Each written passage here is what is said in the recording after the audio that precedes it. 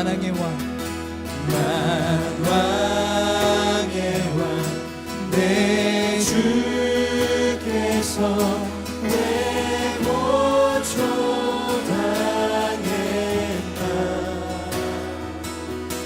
이 벌레 같은 날 위해 그 보혈을 흘렸네. 십자가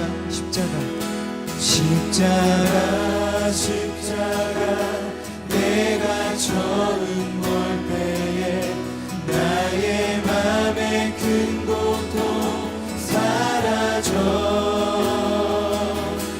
오늘 믿고서 내 눈 밝았네. 참 내 기쁨 영원하도다. 다시 한번 고백하며 찬양합시다.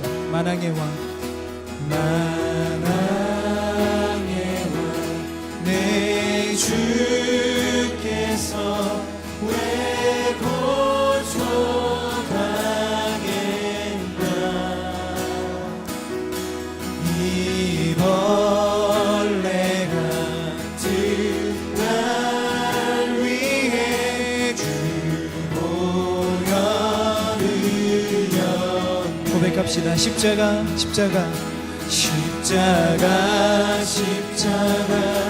내가 처음 볼 때에 나의 맘에 큰 고통 사라져.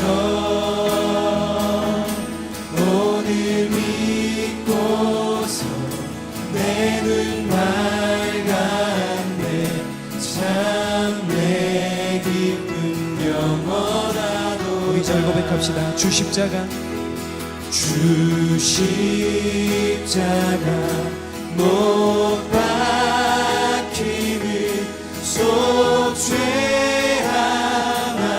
아닌가. 그 긍휼함과 그 긍휼함과 그 은혜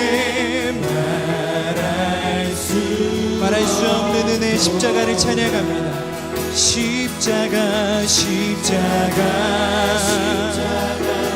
내가 처음 볼 때에 나의 맘에 큰 고통 사라져.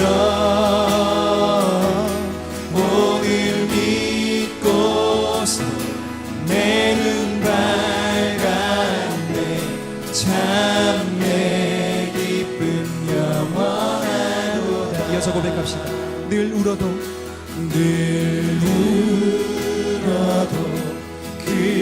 큰 은혜 다 갚을 수 없네. 나 주님께 몸 바쳐서 다시 한번 이 고백 주님 앞에 올려드립시다. 늘 울어도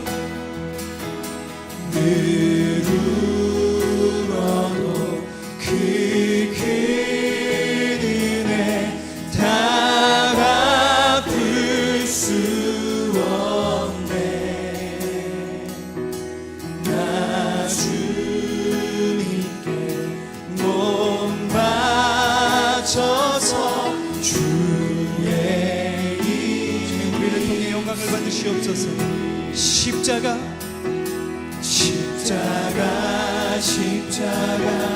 내가 처음 볼 때에 나의 맘에 큰 고통 사라져. 오늘 믿고서 내 눈 밝았네. 참 내 오늘 우리에게 허락하신 십자가의 은혜를 찬양합니다. 십자가 내가 처음 볼 때에 나의 맘에 큰 고통 사라져. 오늘 믿고서 내 눈 밝았네. 참 내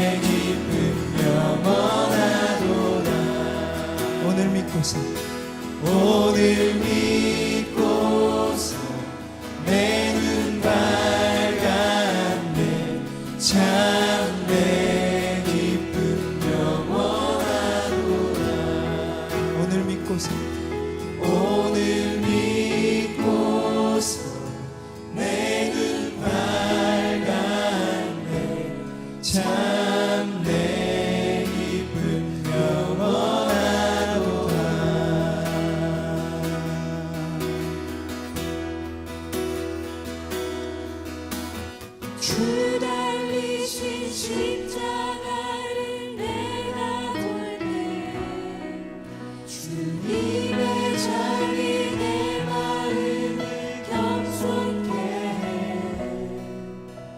주께 감사하며 내 생명 주께 드리네. 그렇습니다. 주님, 우리의 고백을 받으시옵소서. 주 달리신 십자가를, 주 달리신 십자가를 내가 볼 때 주님의 자비 내 마음을 겸손해 주께 감사하며 내 생명 주께 드리네. 아멘. 그렇습니다. 예수님 그의 희생 기억할 때, 예수님 그의 희생 기억할 때 자기 몸 버려 죽으신 주 나 항상 생명 주신 그 은혜를 마음에 새겨 봅니다. 마음에 새겨 봅니다. 고백합시다.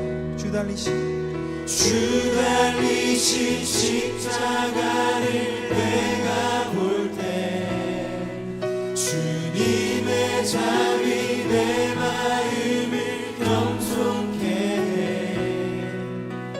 주께 감사하며 내 생명 주께 드리네. 그렇습니다. 믿음으로 주님 앞에 고백하기를 원합니다. 주 달리신 십자가를, 주 달리신 십자가를 내가 볼 때 주님의 자비 내 마음을 겸손케 해 주께 감사하며 내 생명 주께 드리네.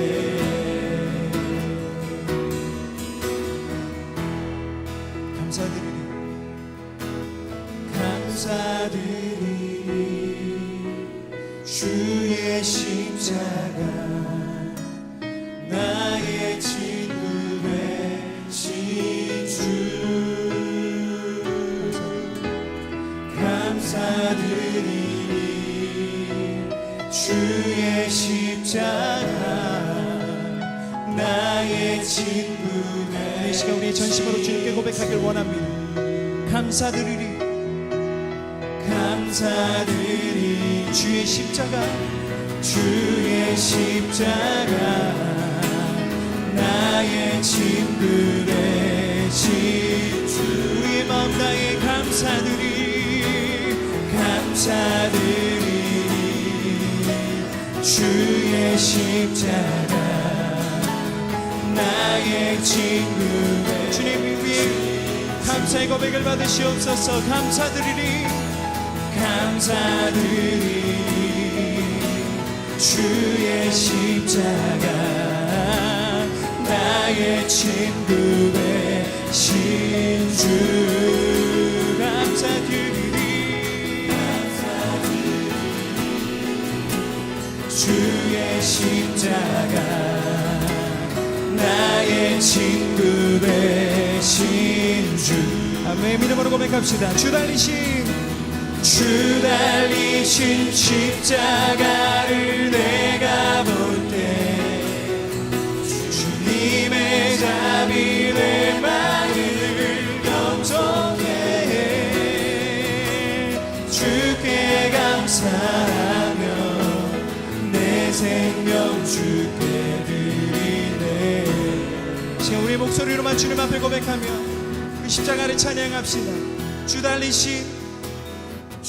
달리신 십자가를 내가 볼 때 주님의 자비 내 마음을 겸손케 해 주께 감사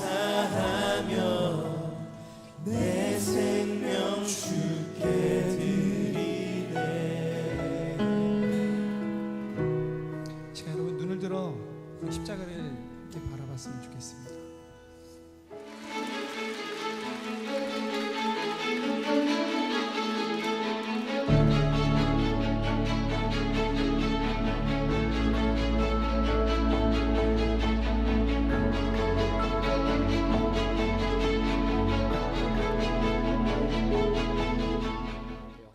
오늘 믿음으로 살아라 라고 하는 제목으로 말씀을 나누려고 합니다.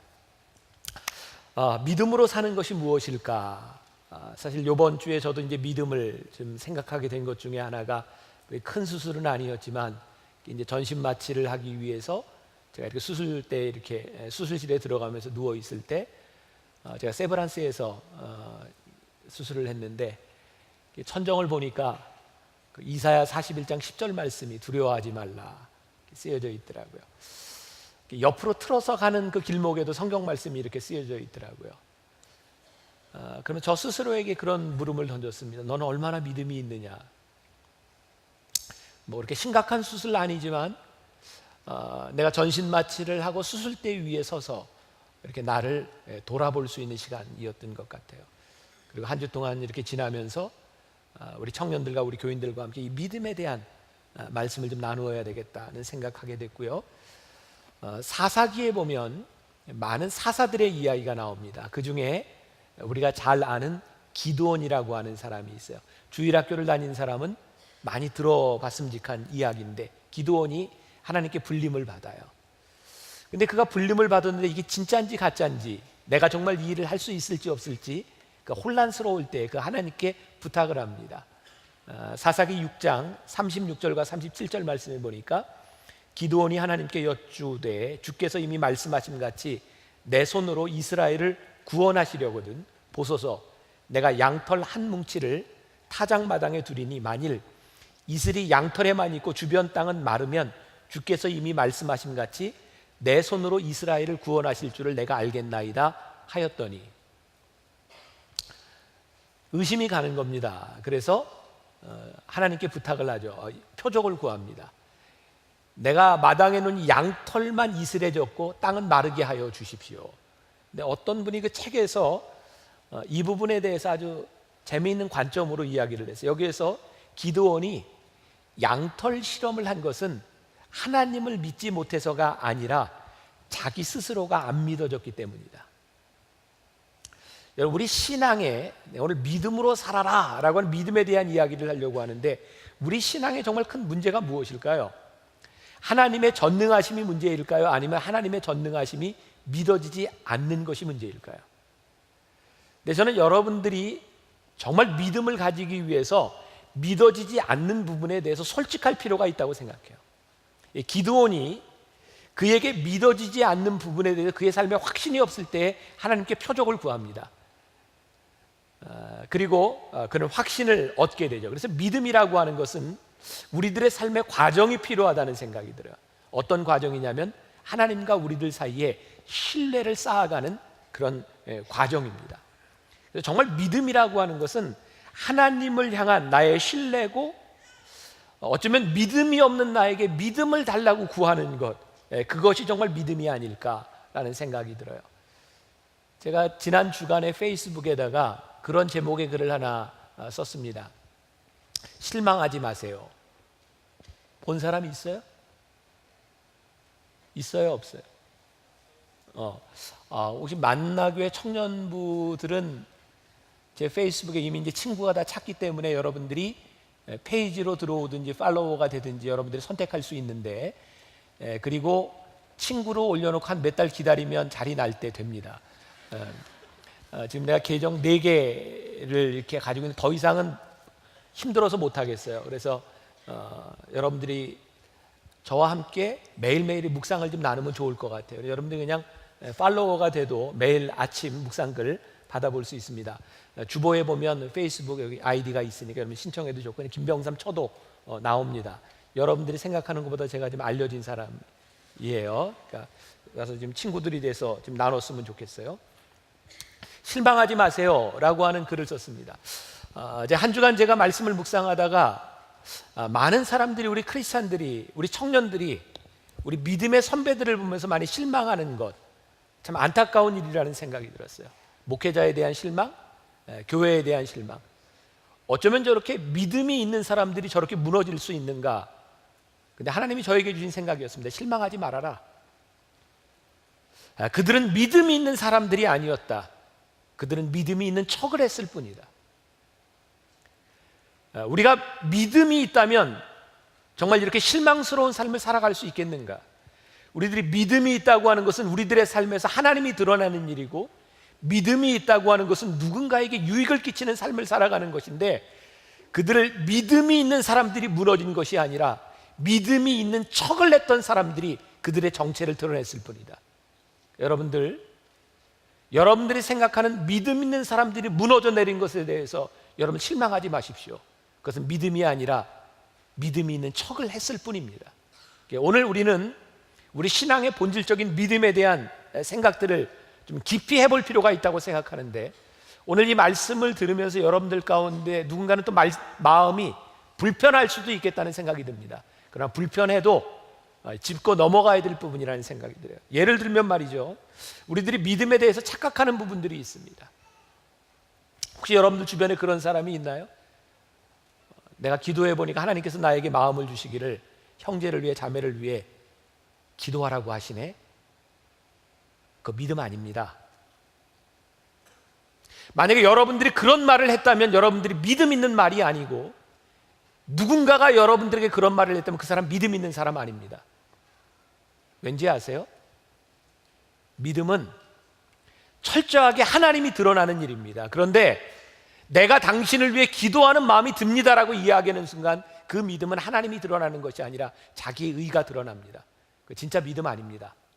함부로 그런 얘기 하지 마시고, 여러분들 혹시 누군가를 위해 기도하고 싶은 마음이 든다면 기도하십시오. 그게 믿음입니다. 누군가에게 가서 괜히 그런 얘기하고 내가 믿음 있는 척 드러내지 마십시오. 혹시 여러분들 중에 누군가가 그런 얘기를 하는 사람을 보았습니까? 하나님이 나에게 이런 마음을 주시는데 나에게 있는 물질을 형제에게 좀 흘러보내도록 하시네, 도우라 하시네. 믿음 아닙니다. 믿음 있는 척하면서 자기를 드러내고 있을 뿐입니다. 제가 왜 이런 이야기를 하는가? 내 속에 있는 내 모습을 보았기 때문입니다. 목회자로서 제일 큰 유혹이 뭔지 아세요? 영적 권위를 가지는 겁니다. 청년들이든 교인들이든 누군가 나에게 어떤 문제를 가지고 왔을 때 내가 그 문제에 대한 답을 내려주고 싶은 유혹을 가질 때가 참 많이 있습니다. 실상은 답을 내려줄 능력이 없으면서 말이죠. 왜? 내가 그 답을 찾아주면 내가 영적 권위를 가질 수 있을 것 같은 그런 유혹에 시달리기 때문입니다. 전능한 척 보이려고 하는 것, 그것은 믿음이 있는 것이 아니라 믿음 있는 척하는 자의 모습입니다. 저와 여러분들이 앞으로 신앙생활을 하면서 믿음으로 산다고 하는 것이 무엇이냐면, 믿음은 철저하게 하나님이 드러나는 일이고 하나님의 역사가 일어나는 일이 믿음이다. 이 데피니션에서부터 우리들이 시작해야 믿음이 흔들리지 않을 것 같아요. 우리는 많은 기적을 체험하기도 하고 또 많은 기적을 구하기도 합니다. 우리는 왜 기적을 구할까요? 우리들에게 있었던 그 기적을 우리는 왜 되풀이해서 이야기하면서 나에게 이런 기적이 있었어 라고 이야기를 할까요? 마치 하나님이 그 기적을 일으키시는 분인 것처럼. 하나님은 그 기적을 일으키시는 분이 아니라 모든 기적을 일으키실 수 있는 분인데, 나에게 일어났던 일들을 통해서 우리는 우리의 믿음을 과장하려고 하는 경향들도 있는 것 같아요. 여러분, 열왕기상 17장, 18장, 19장에 보면 성경에 나오는 가장 유명한 사건 중에 하나가 나옵니다. 엘리야라고 하는 걸출한 선지자가 이방 선지자들과 싸워서 갈멜산에서 믿음의 대결을 하고 850명의 이방 선지자들을 기손강가에서 다 죽이는 그런 놀라운 일입니다. 하나님께서 이스라엘이 얼마나 타락했는지 3년 6개월 동안 비가 오지 아니하리라 라고 말씀하셨고, 그 예언이 이루어지는 그 시점에서 물이 마릅니다. 하나님께서 엘리야를 먹이십니다. 그릿 시냇가에 물이 흐르고 까마귀를 통해서 먹을 것을 공급해 주십니다. 그리고 그것이 끝난 다음에는 사르밧 과부를 통해서 또 하나님이 도움의 손길을 주십니다. 오대원 목사님이 쓴 지금은 엘리야 때처럼이라고 하는 책에 이런 글이 나와요. 하나님은 많은 방법을 사용하여 자기 백성의 필요를 채워주시는 분이지만 그 어떤 방법도 영구적인 것은 아닙니다. 그리고 그 어떤 방법도 다른 방법들보다 더 영적인 것은 아닙니다. 우리는 하나님만 절대적으로 신뢰하는 법을 배워야지 그분이 사용하시는 방법이나 원리를 신뢰해서는 안 됩니다. 하나님의 방법도 변할 수 있습니다. 그러나 오직 하나님만이 영구히 변하시지 않습니다. 그분의 말씀도 변하지 않습니다. 하나님은 엘리야에게 그를 도울 만한 사람이 전혀 없을 때 하나님을 신뢰하는 법을 가르치시려고 까마귀를 통해 직접 그를 먹이셨습니다. 그 다음에는 다른 사람을 통해 간접적으로 그를 먹이십니다. 우리가 믿음 있는 척 착각하는 경우가 어떤 경우인지 아세요? 까마귀를 계속 구하는 겁니다. 하나님, 까마귀의 역사가 끝났는데 까마귀. 그래서 까마귀의 역사가 없으면 하나님이 일하시지 않는 것처럼 내 믿음이 끝난 것처럼 생각합니다. 그것은 하나님을 믿는 것이 아니라 하나님의 방법을 믿었을 뿐입니다. 믿음은 그때 역사하셨던 하나님의 방법이 지금 나에게 앞으로 내 미래에 끊임없이 역사하실 하나님을 기대하는 것, 그것이 믿음인데 우리는 방법과 원리를 찾아갈 때가 참 많은 것 같아요. 굉장히 중요한 이야기이기는 한데 여러분들 표정이 잘 이해가 되지 않는 듯한, 지금 이해가 되고 있나요? 조금 더 제가 이제 풀어서 이야기를 하겠습니다. 제가 설교 준비를 하면서 늘 그런 느낌을 가지는 것은 아닌데 특별히 이번 설교 준비를 하면서 제가 마음이 굉장히 흥분됐었어요. 제가 병실에서 누워서 이 설교 원고를 보면서 이 말씀을 우리 교인들과 함께 나누어야 되겠다고 하는 저희 굉장히 뜨거운 마음들이 있었어요. 아마 제 마음이 있었던 것만큼 하나님께서 이 말씀 가운데 역사하시리라고 생각을 하는데, 우리 믿음을 한번 깊이 들어가 봅시다. 믿음으로 산다는 것은요, 우리의 마음을 하나님께 드린다는 거거든요. 마음을 드린다고 하는 것은 우리들이 순종한다는 거예요. 오늘 내가 성경 본문을 아직 안 읽었죠? 오 마이. 예. 사무엘상 15장 22절. 내 나이 되면 그렇게 돼요. 사무엘상 15장 22절. 같이 한번 봉독해 볼까요? 다 같이 시작. 사무엘이 이르되 여호와께서 번제와 다른 제사를 그의 목소리를 청종하는 것을 좋아하심 같이 좋아하시겠나이까? 순종이 제사보다 낫고 듣는 것이 숫양의 기름보다 나으니. 여기에 보니까 여호와께서 제일 좋아하시는 게 뭐예요? 하나님의 말씀을 청종하는 것, 그리고 순종이 제사보다 낫다라고 말씀합니다. 이 말씀이 나오게 된 배경은 유명한 이스라엘의 첫 번째 왕 사울 왕에 대한 이야기죠. 하나님께서 사울 왕을 택하셨어요. 사울 왕이 언제부터인가 하나님의 말씀에 순종하지 않습니다. 그가 제사를 드리지 않은 것이 아니고 그는 그의 방식대로 여전히 하나님께 제사를 드렸고 그는 여전히 종교적이었는데 그는 하나님의 말씀을 청종하지 않습니다. 어떤 일이 일어났냐면 아멜렉과의 전쟁에서 너희들이 이기면 아멜렉의 모든 것을 다 진멸하라고 했는데 사울 왕이 그게 좀 아까운 겁니다. 그래서 남겨놨어요. 그래서 사무엘이 와서 꾸짖는 겁니다. 왜 이거 남겨놨냐고 그랬더니 사울 왕이 뭐라고 대답하냐면 이걸 가지고 하나님께 제사를 드리면 좋을 것 같아서였다는 거죠. 그래서 사무엘이 뭐라고 얘기하냐면 하나님은 순종을 원하시지 제사를 원하시는 분이 아닙니다. 근데 우리는요, 끊임없이 무언가를 드리는 것이 믿음이라고 생각합니다. 근데 믿음은 그것이 아니라는 겁니다. 우리가 드리는 것이 믿음이 아니라 하나님의 말씀을 듣는 것이 믿음이다 라고 우리들에게 말씀하고 있습니다. 여러분들이 드리는 거 하나님께 얼마나 소중하겠습니까? 하나님이 물질이 없으십니까? 하나님이 여러분들이 그렇게 꼭 필요하시겠습니까? 우리 청년들도 하나님 앞에 그런 헌신 많이 해요. 하나님, 저를 하나님께 드립니다. 여러분들이 하나님이라면 여러분들 드릴 때 하나님 기뻐하실까요? 여러분 스스로 한번 생각해 보세요. 내가 하나님께 드린다라 그러면 여러분들이 하나님이라면 그래 참 귀한 것이라 그러겠어요. 너 고치려면 내가 꽤 힘들겠다 이런 마음이 들까요? 대개 또 뭐 청년들 가운데 그런 사람 별로 없지만 어른들 가운데 계속 아프고 수술도 몇 번 하고 뭐 이제 더 이상 가능성이 없으면 그때 하나님 저 드립니다. 좀 건강할 때 드리지. 하나님 나를 드립니다라고 이야기할 때 그게 하나님께 그렇게 기쁨일까? 어쩌면 골칫덩어리인 나를 드리는 것은 아닐까? 그럼 우리들이 또 이렇게 생각할 수 있죠. 하나님은 뭐 내 물질이 필요하신 분도 아니고 뭐 내가 필요하신 분도 아닌데 내가 뭐 이렇게 헌신하고 내가 뭐 이렇게 할 필요가 있겠어? 라고 생각하는 여러분들의 가슴 속에는 진짜 전능하신 하나님 때문에 그런 생각을 하는지, 아니면 내 거 드리기가 좀 아까워서 그런 생각을 하는지, 양심에 손을 얹고 깊이 있게 우리 믿음을 한번 점검해 봐야 될 필요가 있어요. 사랑하는 여러분, 하나님이 우리가 없으면 무엇을 못하시는 분 아니고요, 우리들이 하나님 앞에 그렇게 소중하게 드려질 만큼 우리가 존귀한 존재 아닙니다. 근데 하나님이 우리의 드림, 그래서 기뻐하시는 이유는 우리의 어떤 자격에 있는 것이 아니라 하나님이 우리를 사랑하시기 때문입니다. 내가 너를 정말 사랑하기 때문에 네가 나를 드린다고 하는 것, 그것이 하나님의 마음을 기쁘게 하시는 것이지, 우리가 가지고 있는 어떤 퀄리티가 하나님을 기쁘게 하시는 것은 아닙니다. 하나님이 우리를 너무 사랑하시기 때문에 우리를 위해 십자가에 죽으신 일이지, 우리들이 그렇게 가치 있는 사람이기 때문에 십자가에서 죽으신 것이 아닙니다. 우리를 사랑하시기 때문에 나를 드린다고 하는 그 드림이 하나님 앞에 소중한 겁니다. 우리가 신앙생활을 하면서 우리들이 이렇게 찬양을 부르면 우리들에게 참 많은 유익이 있는 것 같아요. 저도 이렇게 말씀을 준비하면서 저에게 떠오른 찬양, 지난주에 설교 여러분들 영상으로 함께 봤죠? 제가 참 당혹스러운 것 중에 하나는, 제가 찬양을 할 때면 너무 조마조마해서 은혜가 다 떨어지는 성도들이 있다는 거죠.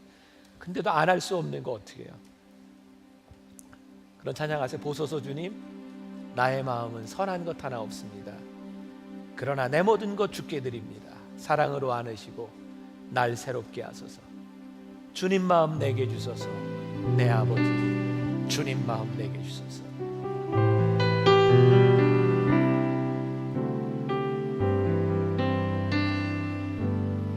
보소서 주님, 나의 마음은 선한 것 하나 없습니다. 그러나 내 모든 것 주께 드립니다. 사랑으로 안으시고 날 새롭게 하소서. 보소서 주님, 나의 마음은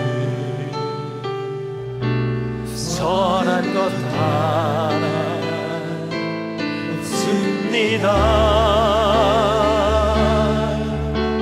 일어나 내 모든 것 주께 드립니다. 사랑으로 안으시고 날 새롭게 하소서.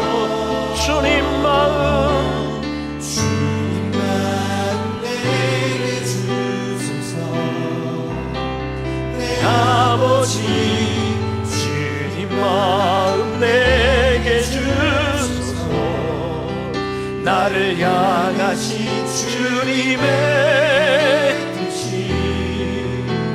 이루어지도록 주님 마음 내게 주소서. 주님 마음 내게 주소서. 주님 마음 내게 주소서. 내 아버지, 주님 마음 내게 주소서. 나를 향하신 주님의 뜻이 이루어지도록 주님 마음 내게 주소서. 나의 마음엔 선한 것 하나 없습니다.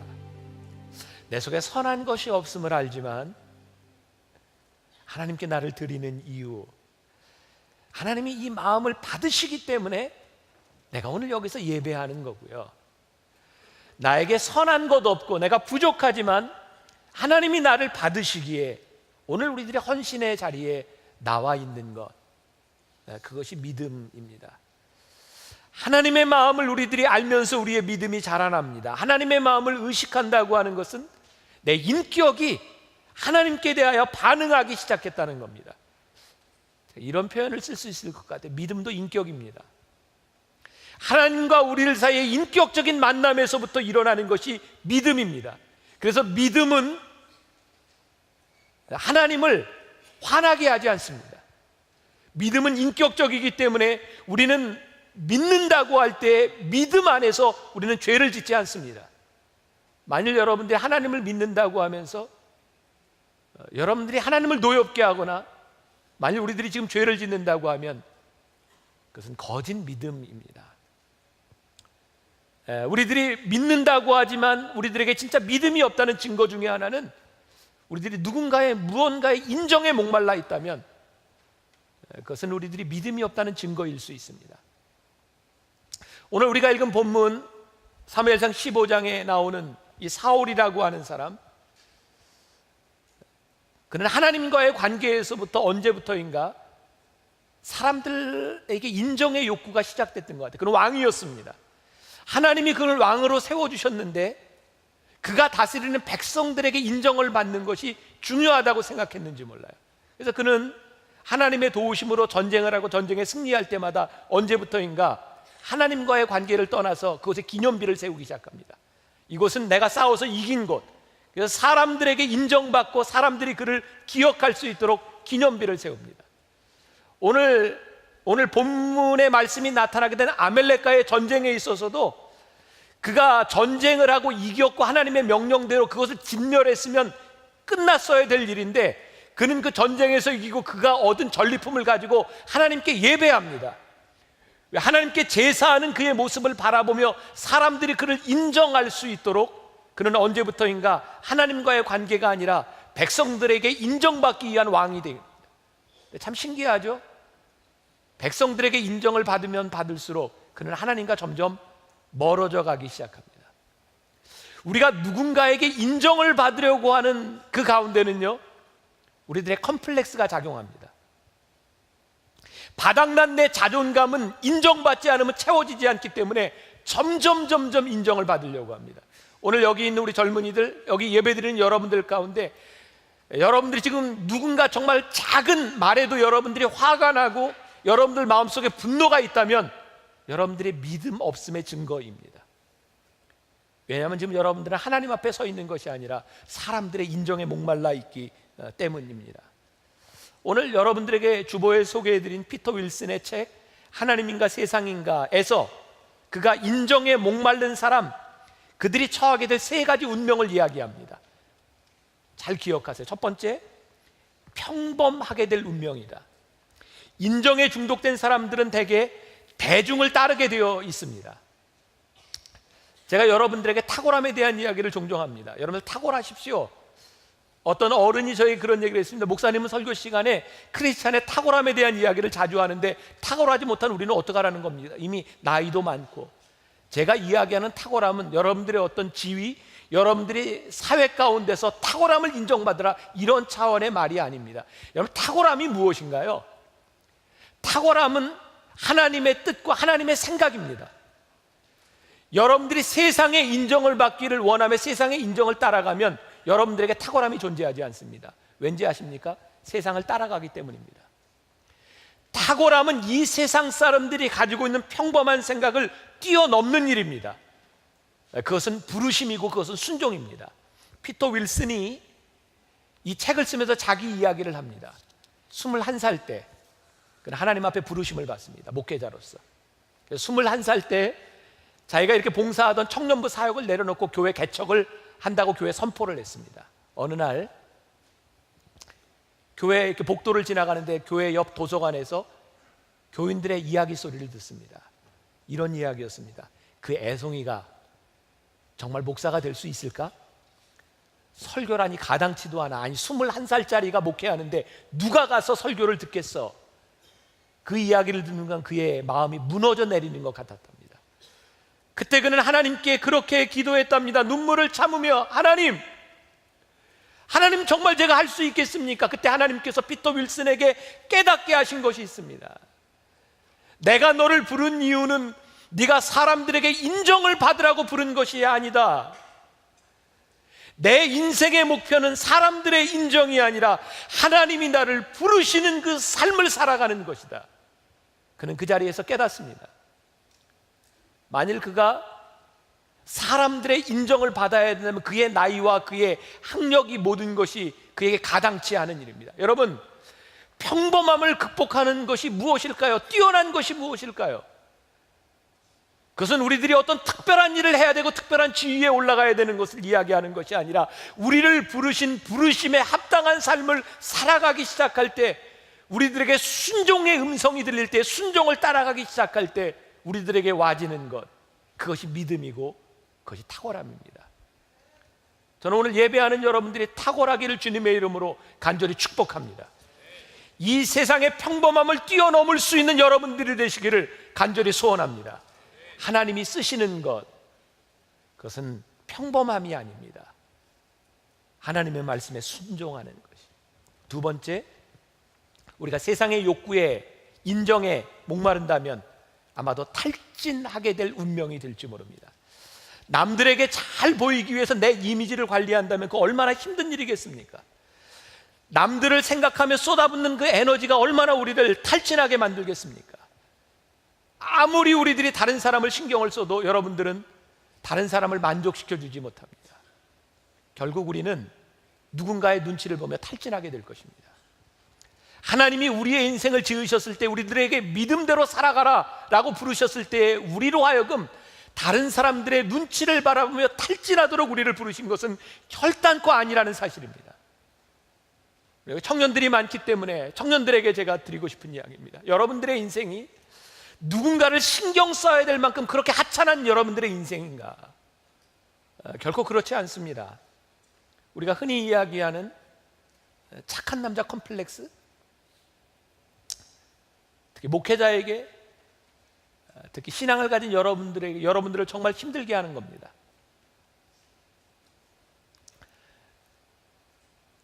제가 한 열흘 동안 아팠어요. 열흘. 제가 수술도 몇 번 해보고 병원에 입원도 몇 번 해봤지만 이번처럼 정말 힘들었던 때가, 열흘 내내 아팠어요. 아픈 거의 유익은 살이 좀 빠지네. 진짜 아프니까. 살 빼고 싶으면 아프세요. 살 빠져요. 정말 너무 아팠어요. 내 속에 정말 인내심이 바닥나기 시작했어요. 병원에 있으면서 짜증도 내고 싶고 화도 내고 싶고 소리도 지르고 싶고 너무 아팠어요. 근데 간호사들, 의사들이 목사님 와서 이렇게 얘기하는데 화를 못 내겠는 거예요. 진짜 하루만 더 아팠으면 나 어떻게 됐을지 몰라요. 진짜 목사의 신분을 내려놓고 싶었어요. 나이 드니까 우리 집사람한테도 짜증을 못 나겠더라고요. 괜히 버림받을까 봐. 오늘 일부 설교를 하면서 우리 부목사님들 여기 앉아 있는데 그렇게 부목사님들이 안 돼 보이더라고요. 내가 선배 목사로서 내 후배 목사들을 바라보며 진짜 얼마나 힘들까. 아무리 열심히 뛰어도 모든 사람을 만족시켜주지 못하고, 내가 이 사람에게 이렇게 열심히 해도 이 사람에게 욕을 먹어야 되는, 그래서 매일 인정받으려고 하는 것들이 얼마나 힘든 일일까. 제가 여러분 오해하지 마세요. 여러분들이 이기적으로 살아라, 여러분들 마음대로 살아라, 이런 이야기가 아니라 내가 이렇게 착한 남자 컴플렉스, 착하게 살려고 하는 그 이유가 정말 그 사람을 사랑하기 때문이 아니라 내가 사랑받기 위해서 그렇게 노력한다면 우리 얼마나 힘들까. 내가 그 사람에게 잘해야 되는 이유가 꼭 내가 하고 싶은 일이 아니라 비판받지 않으려고, 내가 그렇게 누군가의 인정 때문에 이렇게 살아간다면 우리 얼마나 힘들게 살아가는 것일까. 난 우리가 그렇게 살지 않았으면 좋겠다는 생각이 들어요. 여러분들 인생을 막 살아라, 여러분들 마음대로 이기적으로 살아라고 하는 것이 아니라, 적어도 우리가 누군가에게 칭찬을 받으려고 살아가는 것이 아니라 적어도 믿음의 원리 앞에서 우리들의 삶을 바라볼 수 있으면 참 좋겠다. 누군가 때문에 탈진하는 인생이 아니라 적어도 하나님 앞에 믿음으로 살아가는, 때로 누군가에게 욕을 먹을지 모르지만 내 믿음이 빗나가지 않았다면, 하나님 앞에 빗나가지 않았다면 그렇게 꿋꿋하게 그 길을 갈 수 있는 그런 사람이 돼야 되지 않을까. 난 여러분들이 앞으로 인생을 살아가는 동안 누구 때문에 살아가는 것이 아니라 하나님 때문에 인생을 살아갈 수 있는 여러분들이 될 수 있기를 간절히 소원합니다. 세 번째, 우리가 누군가의 인정에 목마른다면 실망과 거절을 경험하게 될 운명이 될 것이다. 아무리 사람들에게 기대를 걸어도 그 기대는 깨어집니다. 아무도 여러분들을 만족시켜 주지 못합니다. 여러분들의 상처는요, 가장 가까운 사람들 사이에서의 거절감이고, 여러분들을 정말 힘들게 하는 것은 정말 사랑하는 남녀가 만나서 살다가 그것이 채워지지 않는 것에 대한 욕구고, 자식과 부모 간에 깨어지는 그 아픔들이 얼마나 아픈 일인지 몰라요. 절대로 사람의 관계에서 여러분들의 인정과 여러분들이 채워지지 않습니다. 제가 말씀을 준비하는 중에 보았던 어떤 글인데, 이게 미국적인 상황입니다. 미국 조크인데 여러분들에게 얼마나 이렇게 와닿을지 모르겠어요. 그렇지만 이런 얘기를 듣고 안 웃으면 여러분들이 정서적으로 문제가 있는 거죠. 어떤 권태기 부부의 일상입니다. 생각하면서 들어보세요. 일주일에 2번 우리 부부는 좋은 패밀리 레스토랑에 가서 한잔하고 좋은 음식을 먹으면서 유대를 돈독히 합니다. 아내는 화요일에 가고 나는 금요일에 갑니다. 우리는 또 각자 딴 침대에서 잡니다. 아내는 캐나다 온타리오에서, 나는 애리조나 투싼에서. 나는 어디든지 아내를 데리고 갑니다. 그러나 아내는 집으로 돌아오는 길을 잘도 찾아냅니다.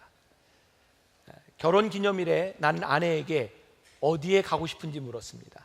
아내는 오랫동안 안 가본 곳이라고 하더군요. 그래서 부엌으로 가면 어떻겠냐고 했습니다.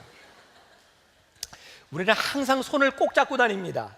내가 그 손을 놓으면 아내는 즉시 쇼핑을 합니다. 아내가 지나가는 쓰레기차를 뒤따라가며 소리쳤습니다. 제가 너무 늦었나요? 쓰레기차 운전사가 말했습니다. 아니요, 빨리 타세요. 잊지 마세요. 결혼은 이혼의 첫 번째 원인입니다. 통계적으로 이혼한 사람의 100%가 결혼했습니다. 우리 교회 어떤 부목사님의 페이스북에 이런 글이 올라왔어요.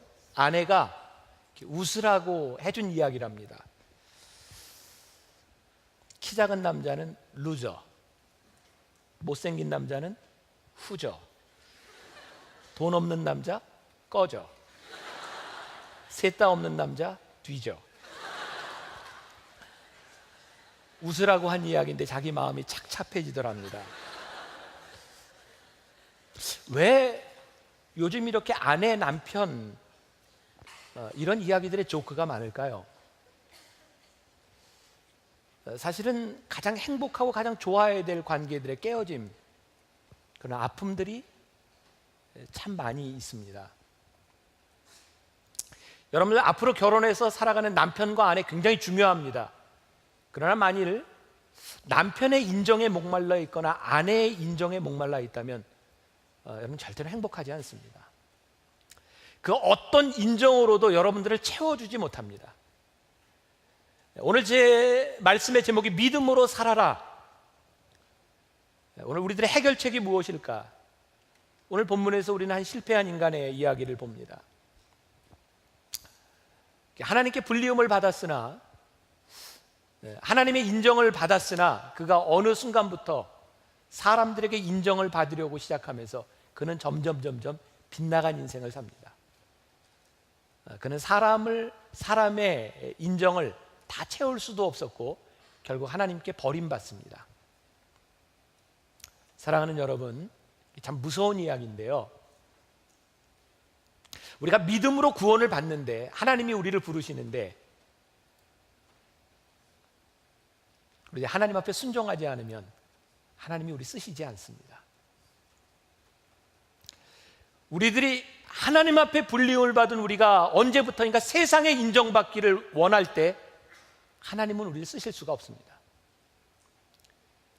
굉장히 두려운 이야기고 저와 여러분들이 꼭 기억해야 돼요. 믿음으로 산다고 하는 것은 우리들이 끝까지 변함없이 하나님 말씀 앞에 순종하며 말씀을 청종한다는 겁니다. 그 이야기는 끊임없이 하나님과 인격적인 관계 속에 살아간다는 겁니다. 요한복음 4장에 보면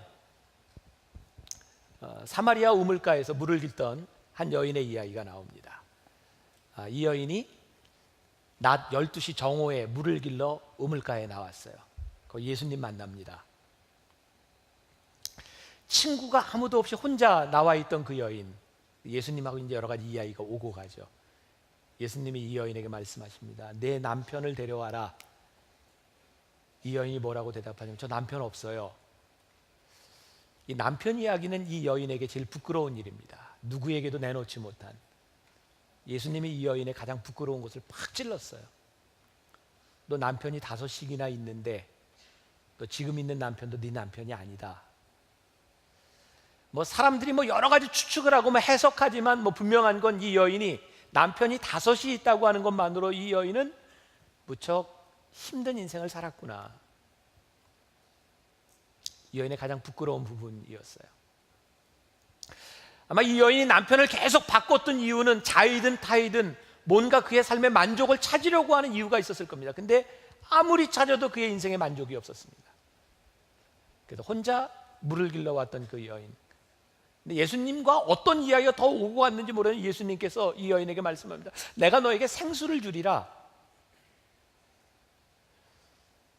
이 여인이요, 자기의 모든 부끄러움과 자기의 모든 과거를 알고 있었던 이분, 근데 더 이상 너에게 목마르지 아니하는 생수를 주시리라고 하는 이분의 이야기를 들으며 깨닫게 된 것이 있습니다. 이분이 나의 주인이고 이분이 나의 메시아입니다. 이 사마리아 우물가의 여인이, 사람들과 어울리기 싫어했던 이 여인이 물동이를 놔두고 마을로 뛰어들어갑니다. 내가 메시아를 만났습니다. 내가 메시아를 만났습니다.